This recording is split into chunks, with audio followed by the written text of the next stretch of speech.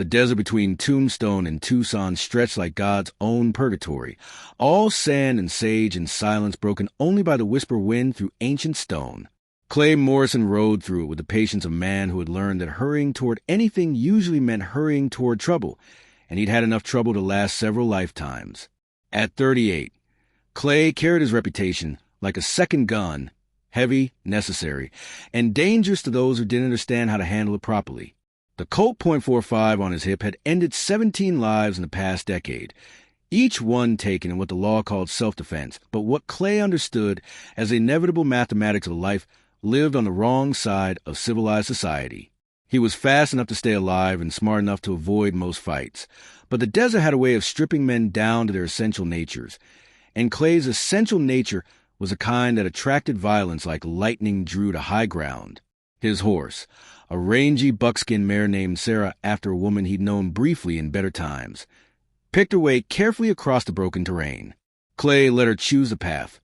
Horses were generally smarter than men about avoiding unnecessary risks, and he'd learned to trust her judgment in country where a wrong step could mean a broken leg and a slow death under the pitiless sun. The heat rose in shimmering waves from the desert floor, distorting distance until mirages danced on the horizon like promises that would vanish the moment you got close enough to touch them. Clay had been riding since before dawn, making good time toward the mining camp at Copper Creek, where he had business that was better conducted in the kind of place where men minded their own affairs and asked no questions about a stranger's past. It was past noon when he saw the buzzards. 3 of them circled lazily against the blue-white sky, riding thermals with the patient efficiency of scavengers who knew that the desert always provided eventually. Clay followed their flight with experienced eyes, reading the signs that most men would miss. The way they spiraled tighter as they descended, the particular quality of their attention that spoke of recent death or something close to it. He should have ridden on. Any sensible man would have ridden on. The desert was full of things that died. Coyotes, rabbits, sometimes men who made poor choices about water or direction or the trustworthiness of their companions. It wasn't his concern, and getting involved in other people's troubles was a luxury he couldn't afford given the number of men who'd be happy to see Clay Morrison face down in the dirt with a bullet between his shoulder blades. But something made him turn Sarah toward the circling birds, some instinct that had nothing to do with sense and everything to do with the part of him that remembered being human before he'd become a reputation with a gun attached to it. He found the boy 50 yards from a dried creek bed, curled in the shadow of a boulder that provided the only shade for miles. Apache, by the look of him, maybe 12 or 13 years old, wearing clothes that had once been good but were now torn and stained with blood and desert grit. A bullet had taken him high in the left shoulder, and another had creased his thigh. Wounds that weren't immediately fatal but would kill him just as dead if infection set in or he died of thirst first. Clay dismounted and approached slowly, his hands visible and away from his gun. The boy's eyes tracked his movement with the wariness of someone who'd learned that white men usually meant trouble, but he was too weak to run and too proud to beg. Instead, he watched Clay with the kind of resigned dignity that comes from accepting death without giving it the satisfaction of fear. "Easy there, son," Clay said quietly, kneeling just outside arm's reach. "I'm not here to hurt you." The boy said nothing, just continued to watch Clay with dark eyes that held depths of intelligence and pain. His breathing was shallow and rapid, and Clay could see the fever building in the flush across his cheekbones. Without water and medical attention, the kid wouldn't last another day in this heat. Clay's first instinct was to check the boy's wounds, but he'd spent enough time around Apache to know that touching without permission was a good way to get a knife between the ribs, even from someone half dead with fever. Instead, he sat back on his heels and pulled his water bottle from his belt, uncorking it and taking a small sip before offering it to the boy. "Water," Clay said simply. "Clean water." The boy's eyes fixed on the bottle with the intensity of someone dying of thirst, but he made no move to take it. Pride, Clay realized, the kind of pride that would let a person die rather than accept charity from an enemy. "Not charity," Clay said, as if reading the boy's thoughts. "Trade. Information for water. Fair trade between men." Something shifted in the boy's expression. Not trust, exactly, but recognition and offer that allowed him to accept help without surrendering dignity. He nodded once. barely perceptible, and Clay moved closer to hold the bottle to his lips. The boy drank greedily but carefully, taking only what he needed without wasting a drop. When he'd finished, he leaned back against a boulder and studied Clay with renewed attention. "White soldiers," the boy said in careful English, his voice hoarse but clear. "They came to our camp 3 days ago. Said we were off the reservation, that we had to go back. My father said we were hunting legally, had papers from the agent. They shot him anyway." Clay felt something cold settle in his stomach. He'd heard stories about unauthorized patrols, about soldiers who saw Apache off the reservation as targets of opportunity, rather than people with legal rights. It was the kind of thing that happened when men with guns decided that law was whatever they could enforce with violence. "How many got away?" Clay asked. "Just me," the boy replied. "The others, they didn't run fast enough." Clay studied the boy's face, seeing grief there, but also something else, a kind of focused determination that spoke of someone who intended to survive long enough to see justice done, one way or another. "What's your name, son?" "Running Wolf," the boy replied, "son of Chief Standing Bear." Clay nodded, filing the information away. If the boy was telling the truth, and Clay had no reason to doubt him, then his father had been a respected leader, the kind of man whose death would not go unnoticed or unavenged by his people. "Well, Running Wolf," Clay said, reaching into his saddlebags for the jerky and hardtack that represented most of his remaining food. "Looks like you and I are going to be traveling companions for a while." Clay made camp in the shadow of the boulder, using his own body to shield Running Wolf from the worst of the desert wind, while he worked to clean and dress the boy's wounds. The bullet in the shoulder had passed clean through, a mercy, since digging out lead in the middle of nowhere usually meant infection and death. The leg wound was shallower, more blood than damage, but both needed attention if the boy was going to survive the ride to somewhere with a real doctor. "This is going to hurt," Clay warned, tearing strips from his spare shirt to make bandages. "But it'll hurt less than dying of blood poisoning." Running Wolf nodded, bracing himself against a stone while Clay worked. The boy didn't cry out, didn't even flinch, just watched Clay's hands with the focused attention of someone trying to understand the motivations of a potential enemy who was acting like a friend. "Why?" Running Wolf asked finally, as Clay bound the shoulder wound with careful precision. "White men kill my family. Why do you help me?" It was a fair question, and one Clay wasn't sure he could answer honestly even to himself. He'd spent the better part of 10 years avoiding exactly this kind of complication. Helping people led to obligations, and obligations led to the kind of trouble that got good men killed and bad men like himself cornered by bounty hunters or vengeful relatives. "Maybe because killing children isn't something I hold with," Clay said finally, securing the bandage with a knot that would hold but not cut off circulation. "Maybe because I've got enough blood on my hands without adding yours to it." "You are a killer," Running Wolf observed matter-of-factly, without judgment or fear. "I can see it in how you move, how you watch. But you are not the same kind of killer as the soldiers." Clay paused in his work, struck by the boy's perception. "What kind of killer do you think I am?" "The kind who kills because he has to, not because he wants to," Running Wolf replied. "The kind who remembers that killing has a cost." The words hit closer to home than Clay was comfortable with, revealing truths about himself that he'd spent years trying to bury under reputation and necessity.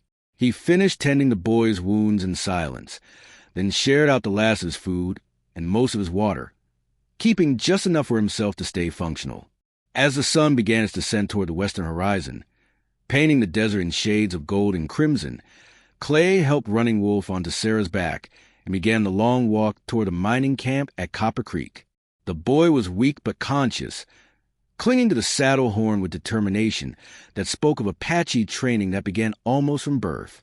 "Your people," Clay said as they made their slow progress across the broken ground. "They'll be looking for you." "If any survived," Running Wolf replied quietly. The soldiers were thorough. Clay heard the weight of loss in the boy's voice, the kind of grief that came from watching everything you loved destroyed in a matter of minutes. He'd carried similar grief once, after Quantrill's raiders had burned his family's farm in Missouri and left him the sole survivor of a massacre that had nothing to do with the war and everything to do with the casual cruelty that thrive in times of chaos. Sometimes survival is the only victory available, Clay said. Sometimes living long enough to tell the story is the only justice the dead get. Running Wolf looked down at him with eyes that seemed older than his years. Is that why you became a gunfighter? To tell the story of your dead? Clay was quiet for a long time, considering how much truth to share with a boy who might not live to see another sunrise despite his best efforts. I became a gunfighter because I was good at it, he said finally, and because after a while it was the only thing I knew how to be. But it is not the only thing you are, Running Wolf observed. A man who was only a killer would have left me to die. They camped that night beside a trickle of water that emerged from an underground spring, just enough to refill their bottles and let Sarah drink her fill. Clay built a small fire and heated beans in his tin cup, sharing them with Running Wolf, while keeping watch for the kind of trouble that followed men like him across the desert. My grandfather used to say that a man's true nature reveals itself not in how he treats his equals, but in how he treats those who could do nothing for him, Running Wolf said as they settled in for the night. You could have taken my scalp for bounty money. Instead, you share your food and water with someone who may never be able to repay you. Maybe I'm just not as smart as people think, Clay replied, but there was no real conviction in his voice. Or maybe you are smarter than you think, Running Wolf suggested. Maybe you understand that some debts are worth having, even if they can never be collected. As the boy drifted off to sleep beside the dying fire, Clay found himself thinking about debts and collection, about the kind of obligations that money couldn't settle and reputation couldn't discharge. He'd spent years running from the memory of who he'd been before the war turned him into something harder and colder than the men who'd raised him would have recognized. But watching Running Wolf sleep despite pain and grief and uncertainty about tomorrow, Clay felt something stirring in his chest that he thought was dead and buried. The possibility that redemption might be available to men who've forgotten they deserved it. That kindness might still be possible even for hands that had spilled too much blood to ever be truly clean. Tomorrow would bring new challenges, new dangers, new choices between the easy path and the right one. But tonight, under a sky full of stars that seemed close enough to touch, Clay Morrison allowed himself to hope that maybe, just maybe, it wasn't too late to become someone his younger self might have been proud to know. Dawn brought no relief from the desert heat, and Running Wolf's fever had worsened during the night. Clay could see in the boy's flushed cheeks and glassy eyes, in the way he swayed in the saddle despite his obvious efforts to maintain Apache stoicism. Infection was setting in, and without proper medical attention, the wounds that hadn't killed him immediately would finish the job over the next few days. Copper Creek was still 8 hours away at their current pace, but Clay knew a place closer, a way station run by an old Army surgeon named Doc Hollis who'd been drummed out of the service for treating Apache wounded during the worst of the Indian Wars.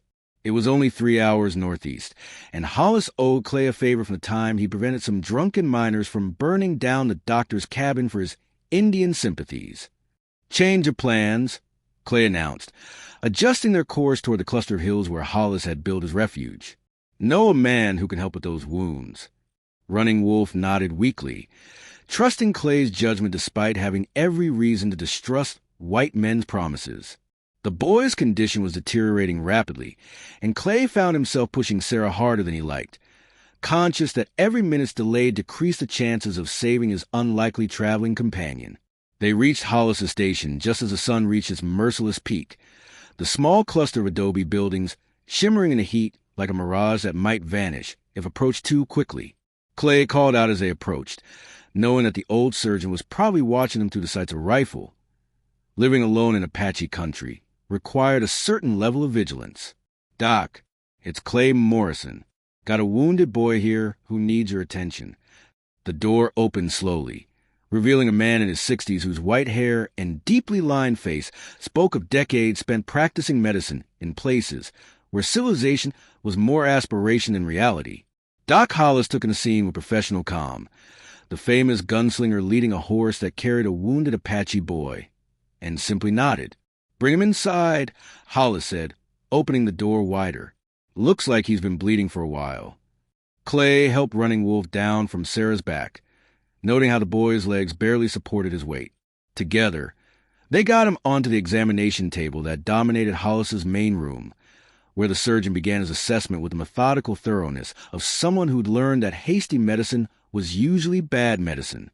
Bullet wounds, Hollis observed, cutting away Clay's makeshift bandages. Clean through on the shoulder, graze on the leg. Who did the field dressing? I did, Clay replied. Hollis glanced up with something approaching approval. Good work. Probably saved his life. But infection's setting in now. See the red streaks? Another day, and it would have been too late. As the doctor worked, cleaning and suturing wounds with practiced efficiency, Clay found himself studying the man's face for signs of judgment or disapproval. Hollis was known for his willingness to treat anyone who needed medical attention, regardless of race or reputation, but harboring a wanted Apache, if Running Wolf was wanted, could bring the kind of trouble that even a respected doctor couldn't easily handle. Soldiers did this. Running Wolf said weakly as Hollis cleaned the shoulder wound. Killed my family. Said we were off the reservation. Hollis's hands never paused in their work, but Clay caught the tightening around his eyes that spoke of anger carefully controlled. Where was this? Canyon del Oro, the boy replied. 3 days ago. I heard about that, Hollis said grimly. Official report said renegade Apache attacked a cavalry patrol. No mention of families or children. Clay felt his own anger building, the familiar cold rage that had driven him to violence more times than he cared to count. Official reports have a way of being written by the survivors. Indeed they do, Hollis agreed, beginning to bandage the clean wounds. And the survivors usually tell the story that makes them look best. As the doctor worked, Running Wolf drifted in and out of consciousness, the combination of blood loss, infection, and exhaustion finally overwhelming his determination to stay alert. Clay found himself watching the boy's face, noting the way pain and fever had stripped away the careful composure that Apache children learned early, revealing the vulnerability beneath. He'll live, Hollis announced, washing his hands in a basin of clean water. But he'll need rest and proper food for at least a week before he's strong enough to travel. Can't stay that long, Clay said automatically. Too many people know my face, and harboring an Apache, even a wounded child, could bring trouble you don't need. Hollis dried his hands slowly, studying Clay with a kind of attention that made uncomfortable truths visible. Funny thing about trouble, Morrison. Seems to me you've been running toward it instead of away from it ever since you found this boy. That's different. That's what? Hollis interrupted. That's what decent men do when they find dying children in the desert, even when those children belong to people they're supposed to consider enemies. Clay had no answer to that, because they both knew the doctor was right. Everything about his decision to help Running Wolf went against the cold pragmatism that had kept him alive for the past decade. He should have ridden on, should have left the boy to die, and continued toward whatever anonymous violence awaited him in Copper Creek. I'll pay for his treatment, Clay said finally, and I'll make sure any trouble that follows him doesn't land on your doorstep. How do you plan to do that? Hollis asked. You planning to take on the entire U.S. Army if they come looking for him? Clay's hand moved instinctively toward his gun, then stopped as he realized the futility of the gesture. If I have to... Hollis laughed, but there was no humor in the sound. Morrison, I've been patching up gunshot wounds for 30 years, and I've never seen a man who could outdraw a whole army. But I have seen what happens when good men decide to stand up for what's right, regardless of the odds. And what's that? Sometimes they die, Hollis said simply, but sometimes they inspire others to stand with them. And sometimes, just sometimes, they remind the world that there are still things worth dying for. As afternoon faded into evening, Clay found himself sitting beside Running Wolf's bed, watching the boy sleep and thinking about debts that couldn't be paid with money, about the kind of obligations that reach deeper than law or reputation, or the careful calculations of survival. Outside, Sarah grazed peacefully in Hollis's small corral, and the desert stretched away in all directions like a sea of sand and stone under stars that had witnessed countless acts of kindness and cruelty, mercy and revenge. Tomorrow would bring new choices, new challenges, new opportunities to discover whether Clay Morrison was still capable of being the kind of man worth saving. But tonight, watching over a wounded boy whose only crime had been surviving a massacre, Clay allowed himself to believe that redemption might still be possible for men who'd forgotten they deserved it. 3 days into Running Wolf's recovery, Clay woke to the sound of hoofbeats approaching from multiple directions. the kind of coordinated movement that spoke of military precision rather than casual travelers. He was on his feet with his gun drawn before full consciousness returned, moving to the window where he could observe the approaching riders without exposing himself to potential crossfire. 12 men in cavalry blue, moving in a standard patrol formation that suggested they knew exactly where they were going and what they expected to find when they got there. Clay recognized the lieutenant leading them, a young officer named Garrett who'd made a reputation for aggressive pursuit of hostiles and loose interpretation of engagement rules. "Doc," Clay called quietly, not taking his eyes off the approaching soldiers. "We've got company." Hollis appeared at his elbow, peering through the curtains with the calm attention of someone who'd faced similar situations before. "Garrison patrol," he observed. "Lieutenant Garrett commanding. He's been asking questions about Apache survivors from Canyon del Oro. Questions like what? Questions like whether anyone's seen a wounded boy matching Running Wolf's description. Questions about whether certain doctors might be treating Apache wounded without reporting it to military authorities." Clay felt a familiar cold settle in his stomach, the sensation that always preceded violence, when all the careful planning in the world came down to split-second decisions between survival and something approaching honor. "What did you tell them?" "I told them that patient confidentiality was a sacred trust that I wouldn't violate for anyone, including the U.S. Army," Hollis replied. "I don't think Lieutenant Garrett appreciated my position on medical ethics." The soldiers reached the yard and dismounted with the efficient movements of men who expected compliance rather than resistance. Clay counted weapons and positions, calculating odds that weren't encouraging. 12 trained soldiers against 1 gunfighter and an old doctor with a wounded boy to protect and limited ammunition to work with. "Dr. Hollis." Lieutenant Garrett's voice carried the authority of someone accustomed to being obeyed. "By order of Colonel Anderson, you will submit to search of these premises for fugitive Apache hiding from lawful authority." Hollis moved to the door, opening it just wide enough to show his face, while keeping his body positioned to block any view of the interior. "Lieutenant," he said pleasantly, "what a surprise. I wasn't expecting military visitors today. We have reason to believe you're harboring a hostile Apache who escaped from a legitimate military action," Garrett replied, his hand resting on his saber hilt. "Stand aside and allow my men to conduct their search." "I'm afraid I can't do that," Hollis said mildly. "Patient confidentiality, you understand. Medical ethics require that I protect the privacy of anyone seeking treatment, regardless of their race or political status." Garrett's face flushed red above his carefully maintained mustache. "Doctor, you're interfering with military operations.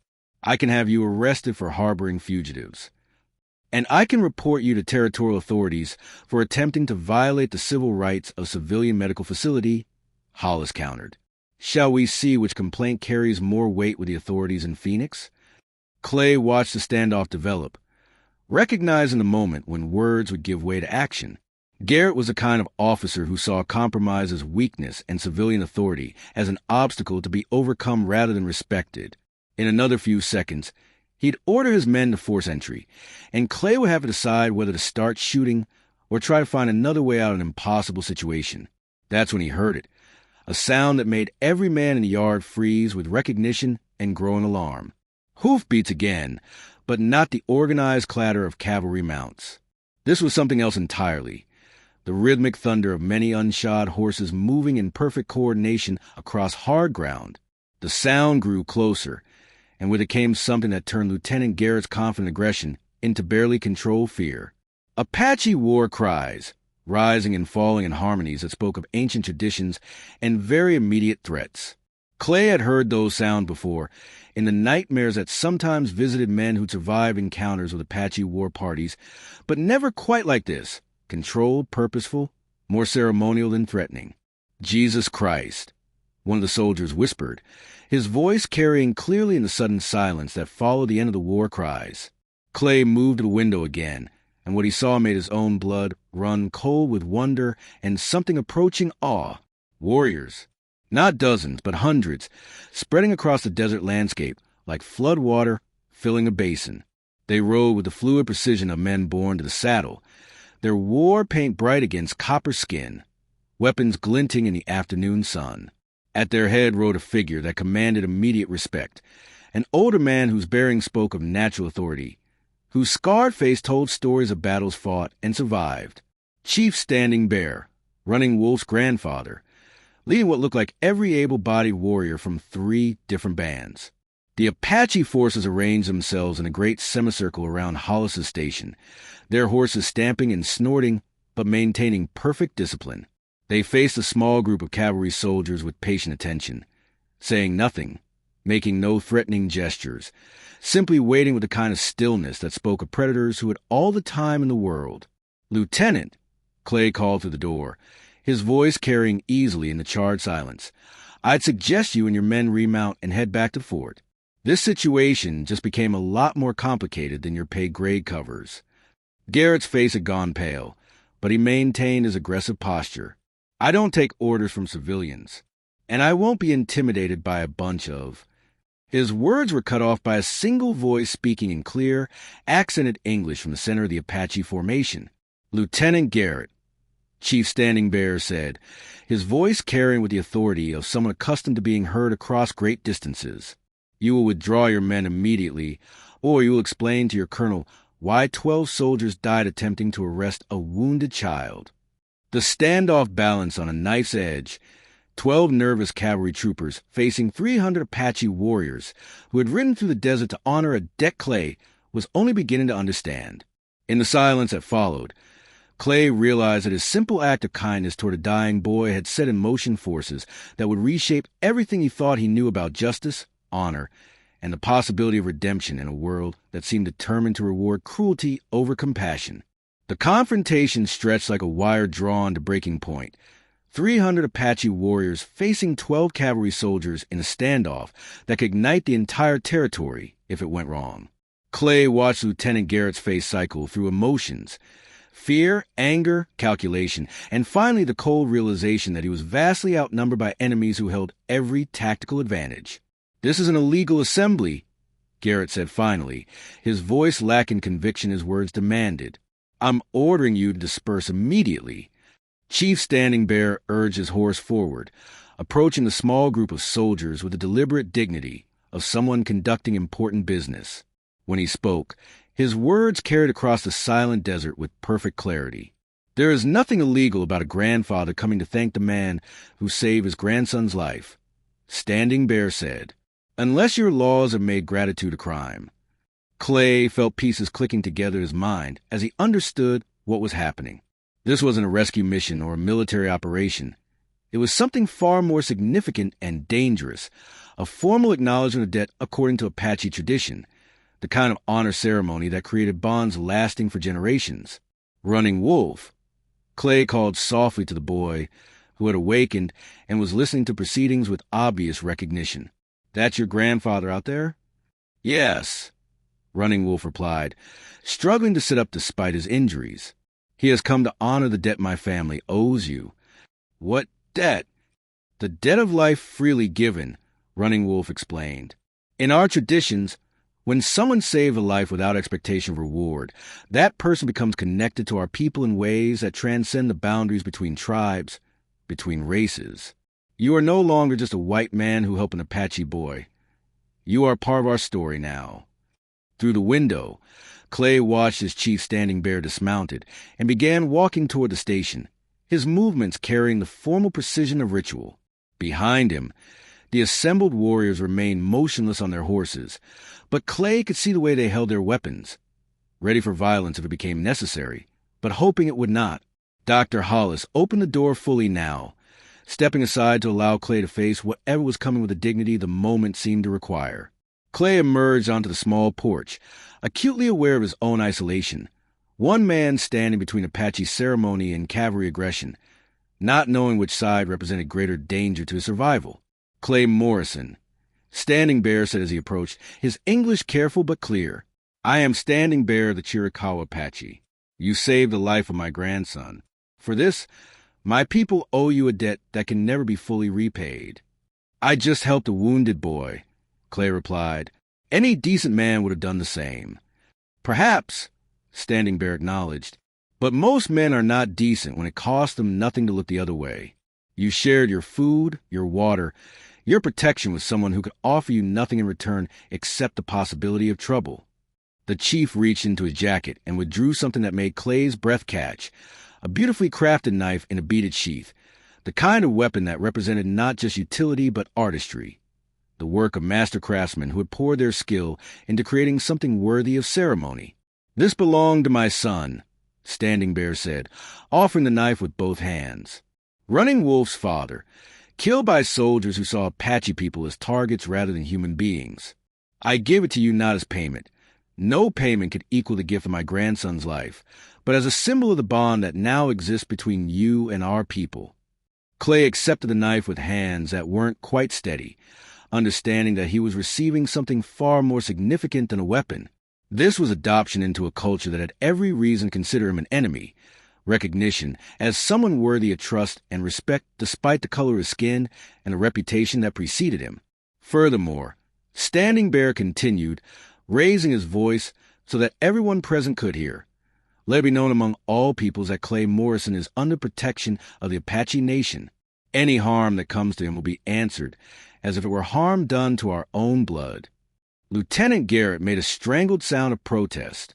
"You can't just declare a white man to be under Apache protection. The law." "The law," Standing Bear interrupted, his voice carrying new steel, "is what we make it to be in country where your government's promises prove worthless and your soldiers kill children for sport. Our law says that honor creates obligations stronger than your courts, more binding than your treaties." The chief turned his attention back to Clay, his expression softening slightly. "You have given us hope that not all white men have forgotten what it means to be human.